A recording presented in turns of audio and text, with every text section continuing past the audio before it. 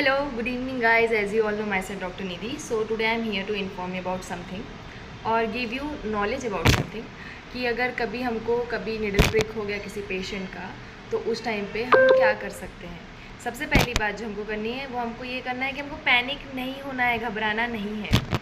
और it's very common in health care field. So what you have to do, first of all पहले वो part जो है जहाँ पे भी समझो आपको यहाँ पे निडल प्रिक हुआ है तो सबसे पहली बात इस पार्ट के पास आपको प्रेस कर करके खून बाहर नहीं निकालना है। यस, खून बाहर नहीं निकालना है, ना ही वो खून को आपको माउथ में लेके सक करना है।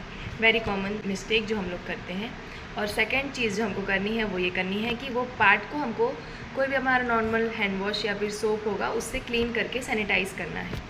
यस, अब उसके बाद हम जो सेकंड चीज़ कर सकते हैं वो ये कि जो पेशेंट का हमको इन्फेक्टेड निडल प्रिक हुआ है वही पेशेंट के ब्लड को हमको HIV टेस्ट के लिए भेजना है। इफ़ पॉजिटिव तो उस समय हमको 3 दवाइयाँ लेनी है, 3 ड्रग्स लेने हैं इंजेक्शन के फॉर्म में, टेनोफ्लोविर, लेमेवुडिन और ड्यूलोटैक्वर।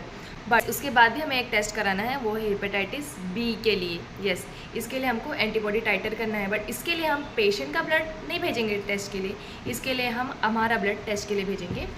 और अगर हमारा एंटीबॉडी टाइटर लेस देन 10 है तो उस समय हमको वैक्सीनेशन लेना है और इम्यूनोग्लोबुलिन लेनी है। और अगर मोर देन 10 है तो यस, बल्ले बल्ले, आपको कोई चीज़ लेने की ज़रूरत नहीं है।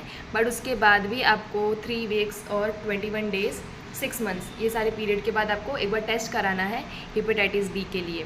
Thank you for watching.